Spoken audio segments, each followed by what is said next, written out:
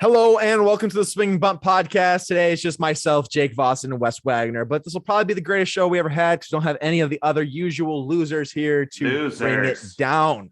But everyone's pretty busy. We've actually recording this on Tuesday, September 28th. Usually we would like to record during the Sunday night football game. However, a lot of stuff's been going on. We've been pretty busy, different people doing different things. Our Mac and Mitch both wanted to watch the Packers game against, I say Packers game, the 49ers versus the Packers game, which was a heck of a game. Lot to do. So we were like, okay, well, we'll push it back to Monday. Then Monday I had a coaching clinic that dragged on and on and on.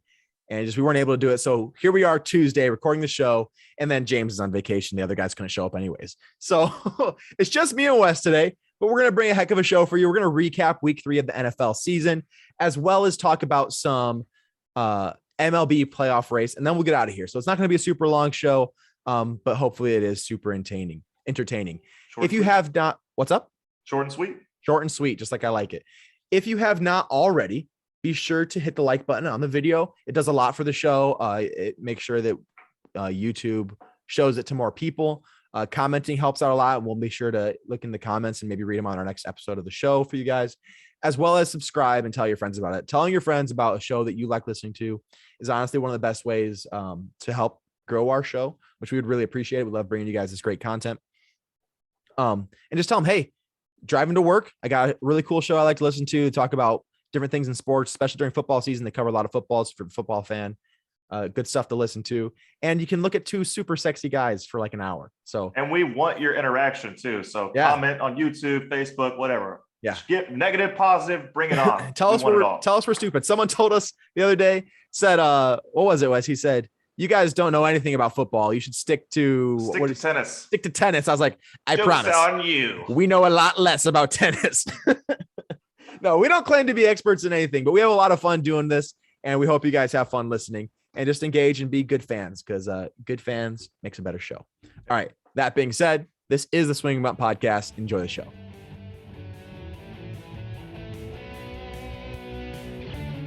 All right, so we're gonna start off week 3 recap. I should pull up the week 3 games really quick. I don't want to talk about every game, Wes, to belabor the point a little bit, sure. but maybe we can just talk about some of the games that really stood out to us that were either surprising or super interesting. So start off the Thursday night game. We'll skip. Carolina Houston. They had a rookie quarterback who probably played the best out of any rookie quarterback throughout the week, which sure says something about the rookie quarterbacks. Christian McCaffrey getting injured is a bummer. I mean, the NFL is just so much better when he's healthy. Losing him just sucks. I mean, I love watching the Red Zone channel and just be like, oh, Panthers highlight. What's Christian McCaffrey going to do now? And now to not have that, it honestly is just a bummer. So hopefully he comes back soon. It doesn't seem like it's too serious of an injury. Yeah, no, and we don't want to touch on this too much. It was a really boring game to watch, honestly. Yes, the Texans were so conservative on offense, protecting Davis Mills. But, he was okay. DJ Moore looks like an all-star right now. DJ Moore is a great player. So credit to him. And he was kind of banged up throughout that game. But credit to the Panthers. They did what they were supposed to do. They beat them handedly. So Josh Allen looking like a MVP candidate without having to throw to Stephon Diggs is news to me a little bit. Cleveland at Chicago. Well-rounded team right now, the Cleveland Browns. Yeah, and about this polar opposite of team as with the Chicago Bears. I mean, oh my gosh. We'll touch on that. Matt Nagy is killing those guys. We will touch on that a little bit in when we talk about our rookie QBs. But yeah, I mean, I couldn't believe how badly Chicago handled that game. But I mean, 9 sacks by the Browns defense. 9 sacks. Like 4.5 for Myles Garrett got 4.5 for Clowney. You had sacks galore. It was ridiculous. So it was one of those days in baseball where you're playing a really bad team. You want to pad your stats, and they just kept going. It was insane.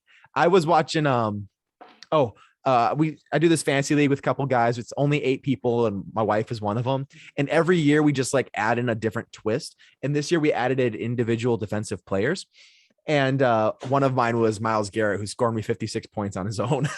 So I definitely won this week. But yeah, Cleveland looks great, and Chicago looks really, really, really bad. I feel bad for Justin Fields. Justin Fields only on 24, I believe, of the 50 snaps that he did passing, he got 5-man coverage. 5-man coverage. Well, he had five-man protection. That's what I meant. 5-man protection. Yeah. 5-man pass protection. It's just which is ridiculous. I mean, and then when you don't have an elite offensive line, you can't afford that for a rookie QB. He can't make decisions fast enough. It just can't happen. More sacks than completions for him. If I am what's the Bears general manager? Ryan Knoll? No.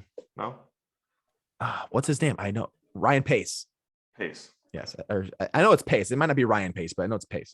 But if I am Pace, I am firing Matt Nagy yesterday, like Monday is what I mean.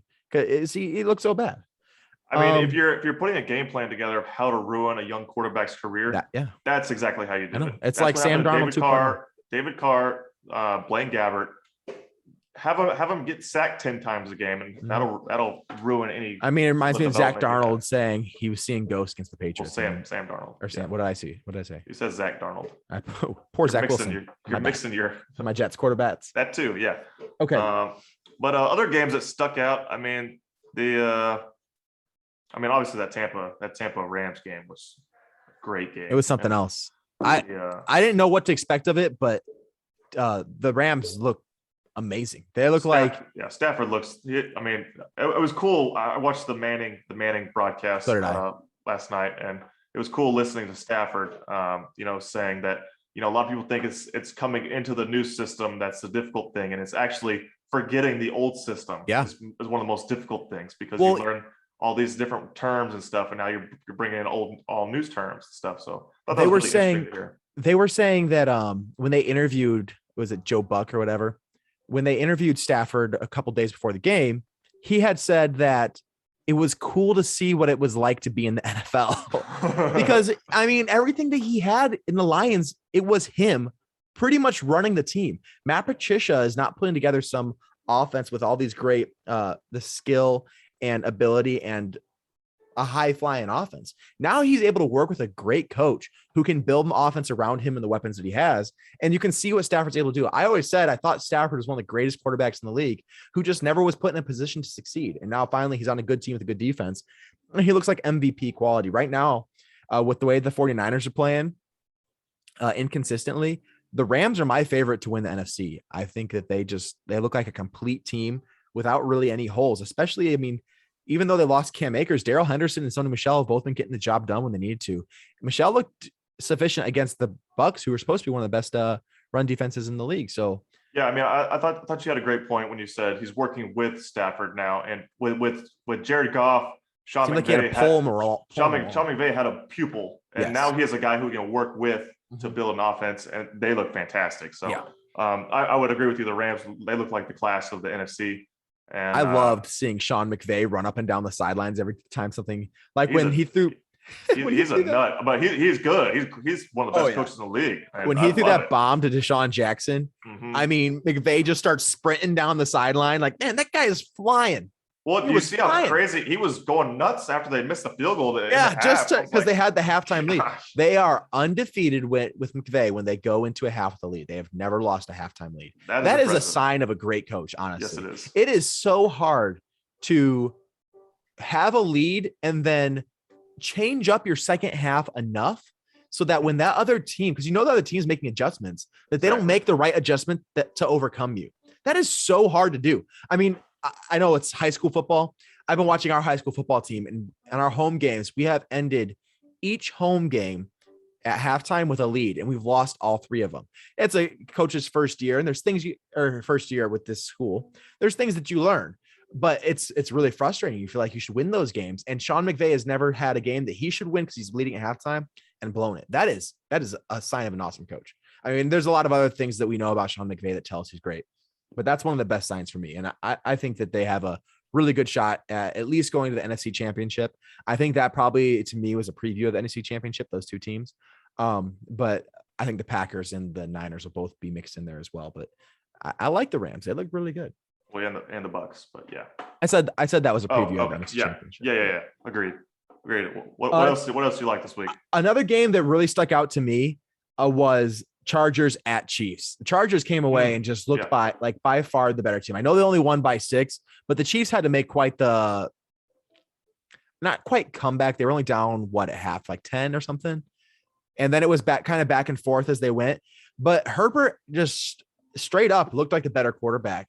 Mahomes was trying to make a fancy no-look pass and threw it behind his receiver that resulted in an interception. I'm like, dude, I know that you can do it, but you don't have to. There was no reason.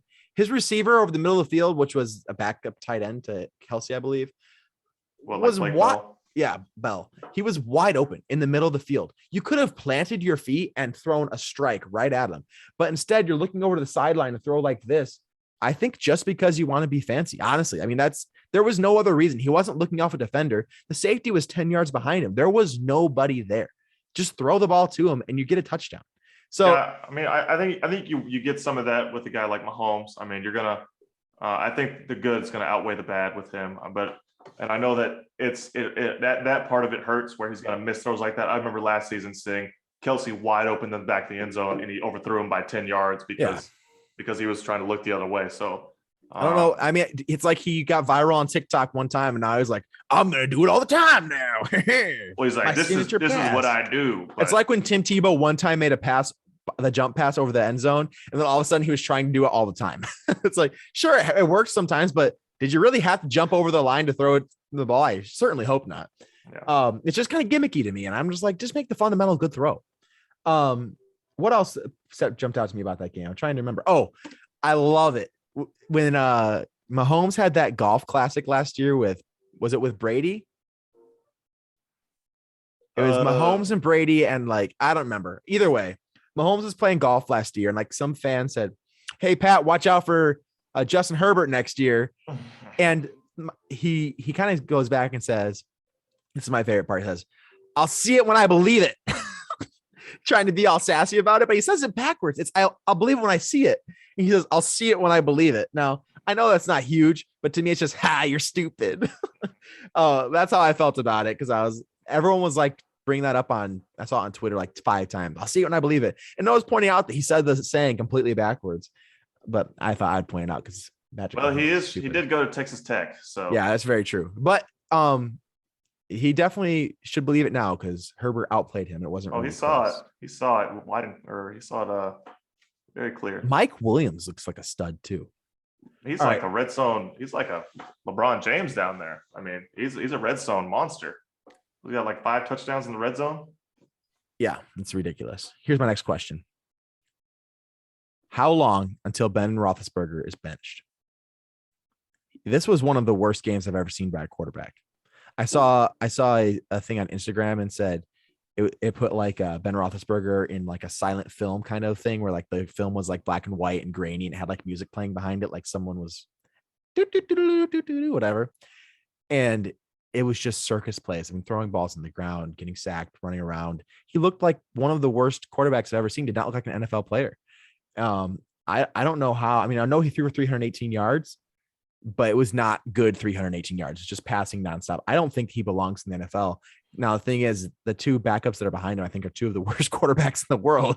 Well, yeah, Rudolph, Dwayne Haskins and Mason Rudolph. So honestly, I'd rather see Haskins than Rudolph. You know what? I think that they would, if I was the Steelers and I had this team of a great defense when they get healthy and a good core of receivers and a good young running back, I'd say, what would it hurt to sign Cam Newton to a veteran minimum deal?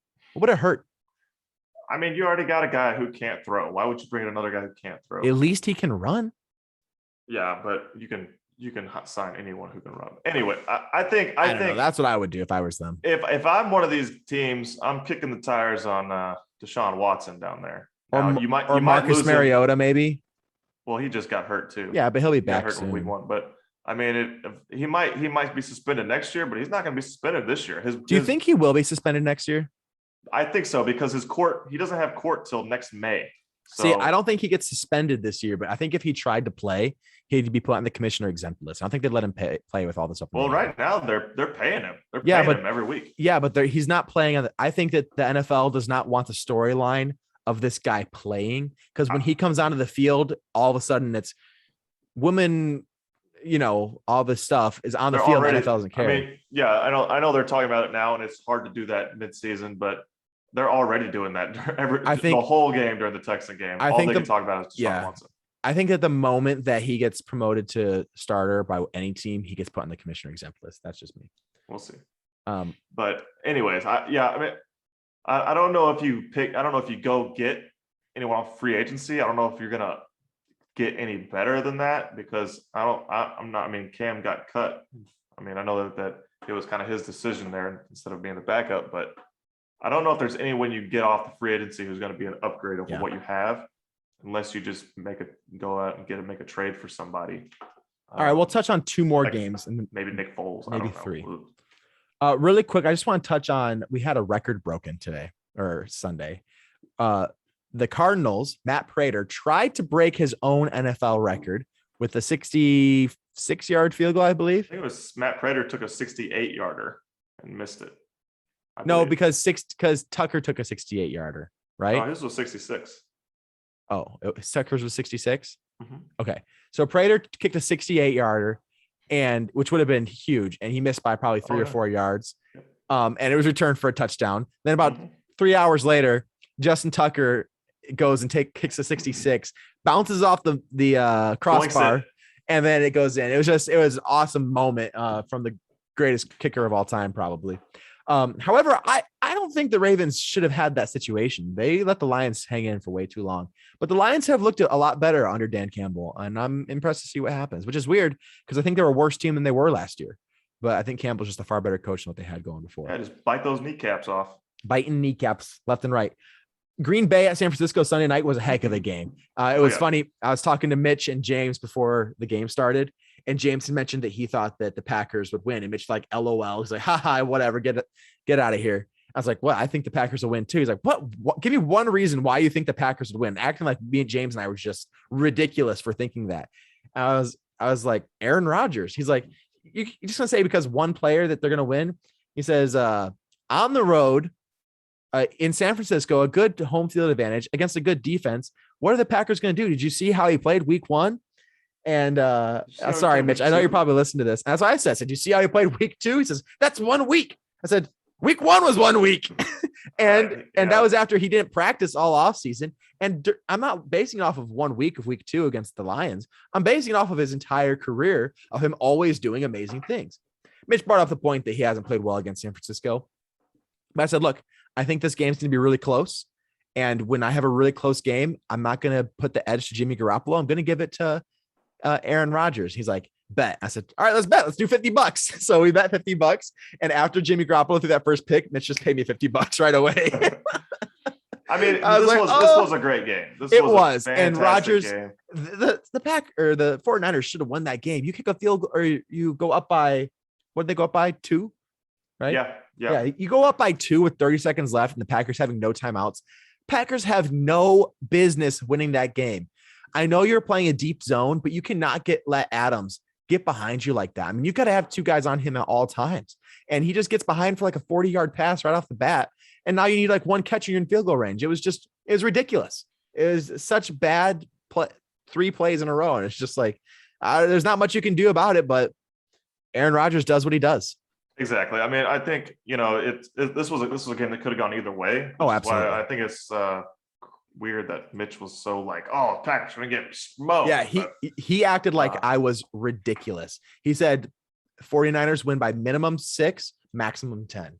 And I was like, I don't know where you're getting this, man, but whatever. But I mean, hey, I don't mean to embarrass Mitch on the show. We all think our but I do mean to. I never thought the Patriots were going 17. I'll tell you that right now. But I do mean to embarrass Mitch on the show. As many times as I can. It's great. All right. So that being said, last night, Dallas looked really good. Yeah, they looked really good, and the Eagles good. The Eagles looked bad, and now Dak did have a fumble in the end zone that was caught, but he also had a touchdown they didn't call either. Yeah, that too. I mean, the ball was like a foot over the line. I don't know why and then he reached over too, like he showed it, but they still didn't call it. But anyway, it was whatever. But I mean, the defense. I mean, minus that garbage time touchdown and with 2 minutes to go in the game. I still wouldn't really trust that defense, though. I don't either because they didn't have to play rush defense. I mean, it was just passing the whole game. And I mean, the Eagles handed the ball off twice to Miles Sanders. Yeah. So it definitely was an improvement, though. But with Micah Parsons on the field, I mean, he looks like the best rookie in football, and especially since Surtain went down.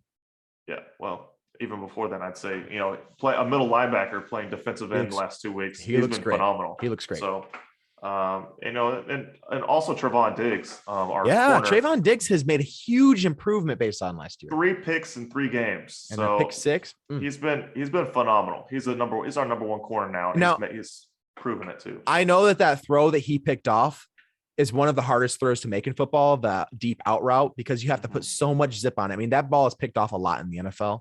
And his receiver fell down. But that's a hard jump. I mean, he was playing pretty deep, and he read it really well. It was a pretty impressive pick. So all right. Really quick before we move on to baseball, I want to talk about the rookies in football so far, specifically offensive rookies. Rondale Moore has looked pretty solid. And to me, actually, I think if he keeps getting used the way he has been, granted he wasn't used a lot, he has a shot at being rookie of the year this year, because the quarterbacks are not looking that way. I mean, Trevor Lawrence looks in that offense abysmal. Zach Wilson, I don't know if he can recover to get up there. Mac Jones is not passing the ball very often, and if he is, it's not deep at all. He has 2 pass touchdowns on the year, and Justin Fields looks like he's going to get killed all year. Trey Lance isn't playing. So I don't think this might be one of the years rookie of the year doesn't go to a quarterback. And the running backs, it was really only Etienne's hurt all year. Najee Harris did have 14 catches, but he had 100 yards. Yeah, he had a great week this week. I don't think his usage is going to stay that way. Now, I think that this was a good game plan by Pittsburgh to use him, because they tried running him a lot, but their O-line was just so bad. So they said, all right, fine. 15 carries for 40 yards, something like that. They're like, run behind the O-line and then we'll give you the ball. So he did pretty well with that. But I don't know that he'll get it. He's probably my next favorite though. And then Javonte Williams just isn't used enough unless he takes over that role from Melvin Gordon. I'll tell you who might be the favorite right now, offensive rookie of the year, is Jamar Chase. Yeah, that's very true. Jamar Chase looks like a stud. After how bad he looked in preseason, scaring everybody, but he looks just fine. And Devontae Smith, when he's gotten the ball in his hands, has been really good too. But the question, I saw something on Instagram, I think it's by the Pick Six podcast, CBS's NFL podcast. They said, are all these rookie quarterbacks bad? And my answer to that question to me is no. I still am a firm believer that all of these rookie quarterbacks that are drafted this year, at least the ones drafted in the first round, are all good quarterbacks. But the thing is when you are drafted in a top 15 picks in the NFL draft, you're drafted to one of the first 15 worst leagues. And you have to remember that the Jets the Jets and the Jaguars both have new coaches as well. I think that neither of these teams are setting their quarterback up for success. I think that they are talented and good quarterbacks, but it is hard to overcome a bad team. And the Patriots are a bad team. I'm not going to act like they are a good team. They have some good pieces. Their defense is pretty solid, but they have no offensive weapons for Mac Jones to throw to. I mean, he is making some amazing passes in tiny, tiny windows. So I think Mac Jones is a really good quarterback who's probably playing the best of anyone so far. And Zach Wilson is just getting rocked. I think a big thing too is everyone got spoiled of how well Justin Herbert and Joe Burrow played last year. And not everyone's going to be able to do that. It's actually really, really, really rare. Yeah. So, I mean, and like Trevor Lawrence's first game, he threw 60 passes. That should never happen. Like that team should be a run first, Jerome or whatever that guy's name is, Jerome Robinson. James Robinson. I get his name wrong every time, but really, it's a pretty standard name. Well, there's a Jerome Robinson, there's a Justin Robinson. Who's Jerome Robinson? Jerome Robinson plays in the NBA, so does Justin Robinson. Okay. But see, that's why I limit my knowledge to only 2 sports. So, I mean, it's it should be a James Robinson handoff. At least 25, at least a quarter of the time, and I feel like he's not getting the touches he needs. That you need to really work your rookies in, and that's why a lot of these teams start veterans early because they don't want this to happen. Yeah, and I think that's still the right. I mean, I know that you want to get your guy experience, but they need to learn the scheme before they're shoved in here. And I mean, and it worked. It works for people. Look at Brady. Sat a year. Mahomes sat a year. Rodgers sat several years. The best guys learn the system before they're shoved into the offense. I mean, not everyone can do it. You have the other stories, like you have the Matt Staffords of the world who started from day one. You have, but was he awesome that first year? Joe Burrow, Justin Herbert. They both started from day one. And look what that did to Burrow. Exactly. Well, exactly. And Joe Burrow threw it too many times, and he had a lot of mistakes and got hurt. Well, and he got hurt because you're shoving a rookie, saying, "Hey, rookie, we got a bad O-line and a bad team. You're going to try to do your best to get us wins and to be a good quarterback." So now you know what he's going to do? Hold on the ball, find the open guy, and get sacked a ton. It's just not good for rookies. My belief to put. And you look at like a guy like Russell Wilson. What was he the first couple years in the league? He did start as a rookie as a 3rd round pick, but that was a run first team where they didn't ask, and that was a defensive. And that's the way you protect that quarterback. That is how you develop your guys, where they don't have to do too much. These quarterbacks are asked to do way too much, and that's why I think the Patriots. I think that's why the Patriots are doing well. Like some of my Patriots friends are getting frustrated. They're like, "Let Mac open it up. Let him throw the ball deep." Throwing a ball deep means you have to let your receivers get downfield, which means you hold on the ball longer. Do you want Mac getting sacked over and over and over again, or even hurried and rushed and making mistakes? The Patriots are saying, we're going to make you throw short to intermediate passes that are high efficiency so that you learn the offense. And also, we're going to run the ball a crap ton. And they're not going to win games doing that, especially when they face good quarterbacks. But all my friends getting mad that we're losing games for not scoring points, I'm like, we are not going to the Super Bowl this year. So what is the goal? Is it the goal to win games and go 8-9 or 10-7 or whatever, 11-6 and still get knocked out in the first round of the playoffs? That's not the goal. The goal is to develop your franchise quarterback. And I think that's what these other teams should be trying to do. Don't try to win every game. Try to develop him through smart decision-making, helping him make audibles, helping him pick up blitz and give him the protection and the play actions that help him make easy throws so you can get comfortable in the system before you open everything up and say, all right, go ahead and throw 350 yards, 4 interceptions and 3 touchdowns. That's not what you want your rookie to do. Or have 9 sacks like Justin Fields. That was a travesty of a game. That should never happen. It should just never happen. Once your quarterback gets sacked 3 times, you say, all right, we're not going to make our rookie QB, who's his first start, he's not getting sacked again. We're running the ball. We're doing play actions. We're losing this game, and that's okay. We're losing this game, and it's okay. Running back to protect, and it shouldn't happen. Never. All right, fun stuff. I think that some of these rookies will turn it around. I hope that these coaches realize what they're doing to their quarterbacks. But right now, if I had to pick who I think has the best career out of any of these guys, I'm looking at Trey Lance and Mac Jones. The rest of them, I think, are put in such bad situations. Unless their coaches change their philosophy, they're going to be ruined. So. I think Trevor Lawrence is still a stud. I think he will figure it out. Yeah. And we look at Peyton Manning's first year. He went 3-13 and had like 28 interceptions. I'm not saying he's Peyton Manning, but I should have mentioned Trevor Lawrence. A bad rookie season can be saved, and even a bad couple seasons like Alex Smith, Sam Darnold or Alex Smith, and he was terrible first couple years. And bring in a Jim Harbaugh, changed the system, said taking the ball out of your hands. He was just fine. So that's the nicest thing you ever said about Jim Harbaugh. All right. So that's our football talk. Let's move into some baseball playoffs. Baseball playoffs race is really heating up. We've got 2 weeks left of the season? Oh yeah. Is that correct? 2 weeks left of the season. If that, maybe, yeah. A week and a few days. Yeah. Yep. Okay. And a lot of positions are clinched.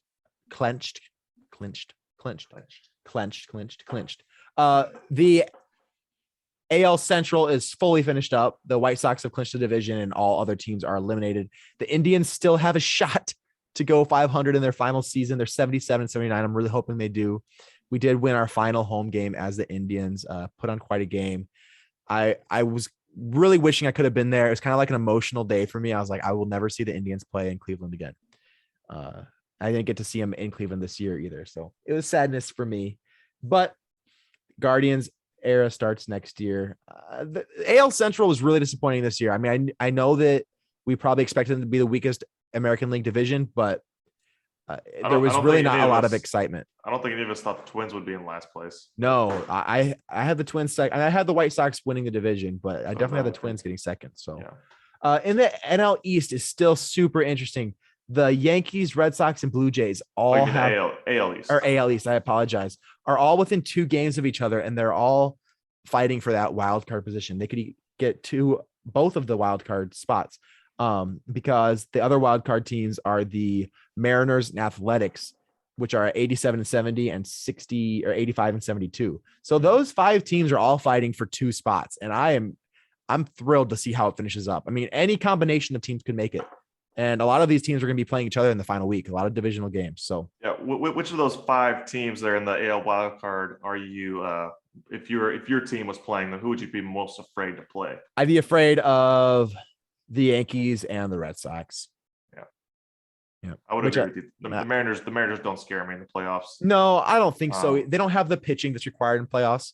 No. And especially if you're playing in that one wild card game, I mean, the Yankees scare me the most just with that offense. And they've been in that game several times already.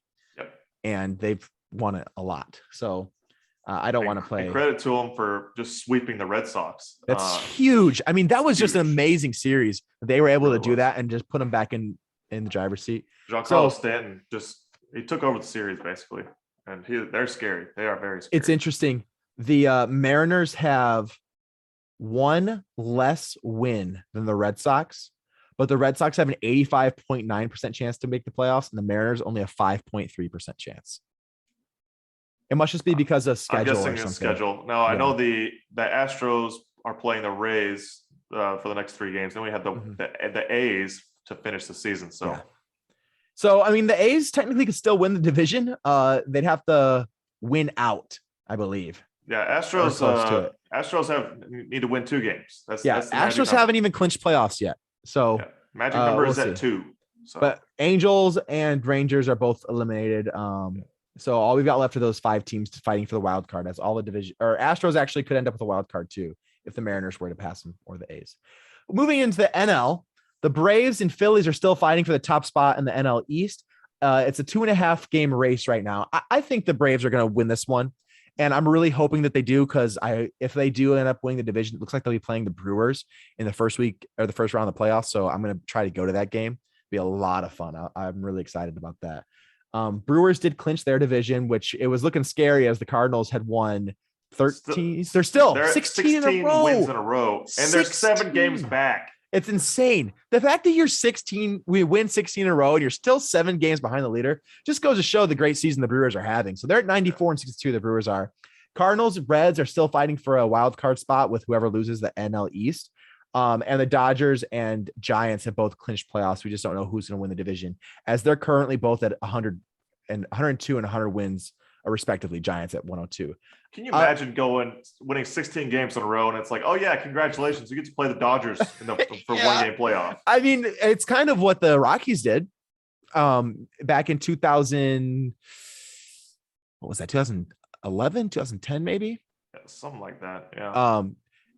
The Rockies, I think it was 2012, I believe, because it was like the best year of my life as a Patriot or as a sports fan, and the worst year. The Indians had the best record in baseball. I think they had like 104 wins, and they went up 3-1 on the Red Sox in the ALCS, and then the Red Sox came back and won, and then the Red Sox got to play the Rockies in the World Series, which everyone knew the Rockies weren't like a legit, and they swept them. Yep, they spanked them so hard. And then the Patriots had an undefeated season, or not undefeated.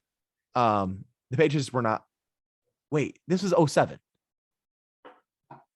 That was the undefeated season. Yeah. Okay, it was 07. I apologize. It was all in 07. So the Patriots had the undefeated season as well. This is the Indians thing also happened in 07. Patriots had the undefeated season, and then they lost the Super Bowl to Eli freaking Manning. And then the Wolverines were undefeated, and they lost to Ohio State by a field goal as time expired. So it was the 1-2 in that game as well. And that was the year of Tebow. And everyone was saying that the game was so close. Just because Michigan lost to Ohio State didn't mean that Michigan was not still the second best team in football. So everyone was saying we should get a rematch in the national championship. These are the 2 best teams, kind of like we've seen before with Alabama and Georgia, something like that. And they didn't. They moved Michigan back to 3 and Florida up to 2. And then we all saw what happened from there. But yeah, it was like all year, the best sports year of my life. And then within like every time that my team got to the end finish, it was just awful. Rip your heart out. It was very much rip my heart out. I don't remember how we got there. Oh, talking about the Rockies. The Rockies ended up going like a 20 something or 18 game win streak to make the playoffs, and then they carried it and swept every team they faced until they got to the World Series, and then they were swept by the Red Sox. It is all about who gets hot at the right time. It is about who gets hot at the right time. So there's a lot of really interesting games to watch this week. As far as NL MVP goes, it can be decided right here. If Tatis can go nuts this week and win them they're eliminated. They are gone. Yeah. So I don't know. Bryce Harper, I guess, has a shot to really help his case out. If he can win them the division with a couple key home runs, pass up the Braves. Juan Soto is still in the conversation. I don't really know. If DeGrom had played a full season, it'd be an easy decision. He would have won Cy Young and MVP. But there's not anyone that really jumped out on the NL outside of Tatis, and he was inconsistent. So we'll see. I'm interested to see what happens with that. Yeah, I mean, you could give it to Harper or Tatis. I think Tatis is probably going to get it. But yeah, me too. Yeah. AL, on the other hand. AL, it's easy Ohtani. I mean, now credit due to Vlad Guerrero Jr. And Jorge Soler, apparently. Or not Soler, not Jorge Soler. Freaking guy from the Royals, the catcher. Salvador Perez. Perez. Oh my goodness. What in the world? He lost me left and right. Lost me the fantasy baseball playoffs because he wouldn't stop hitting home runs and getting RBIs. So that guy's been phenomenal. But yeah, Shohei's. I mean, just the guy's pitching and hitting, and he's doing both at an elite level. It's going to be hard to beat that. I don't think he'll do it forever, but Vlad had a great season. If it weren't for Ohtani's pitching, then he'd easily win MVP. Yeah, be a walk-off. Yeah. So yeah. I'm excited to see what happens with this. When the playoffs get going, it's gonna be great. I'm probably watch every playoff game. I got tickets this Saturday, Astros Athletics. So it should be a fun division matchup for the division. Awesome. All right. Well, you got anything else? We're gonna skip trivia today with just the two of us. I don't think there's much point in that. Nah, I'm that's about it. I mean, we covered all of it. Baseball and Josh Gordon back in we didn't talk about Josh Gordon getting reinstated and signed by the Chiefs. Marlon Mack potentially is on the trading block. It looks like they're going to try to trade him away as he's 100% healthy. They just don't need him. I can't think of any other news. Yeah, not a whole lot. I mean, right. I mean, we had an NBA media day. You know, we learned who's vaccinated, who's not. So college football. That's fun. Any stunners? Not off the top of my head. No, there wasn't. Pretty much the teams that should have won. Yeah. Notre Dame versus Wisconsin. Wisconsin looked really bad. Yeah. That was a big game this week, and Wisconsin did not look good. So yeah, it looks like they picked the wrong quarterback because Jack Cohn. I mean, it's not like Jack Cohn played extremely well or anything. Although, I guess the one game I can say, Arkansas beat up on Texas A&M pretty bad. Arkansas is really climbing up the power rankings. Yeah, they beat up on Texas and Texas A&M in back-to-back weeks, and they look very. Texas good. Put up a crap ton of points this week. Yeah, they were a little mad, and Texas Tech is just awful. So defensively, at least. Isn't Spencer Rattler on Texas Tech? No, Spencer's Oklahoma. He's on Oklahoma. Oklahoma. They have Brian Shue. Okay. Yeah. I think. All right. Well, I digress. This has been the Swing Bump Podcast. Please do be sure to like the video, comment, interact with the show, ask us questions, tell us why we're crazy, tell us why we're stupid. And be sure to subscribe and tell your friends about us. We thank you so much for listening. Have a great week. See you next week.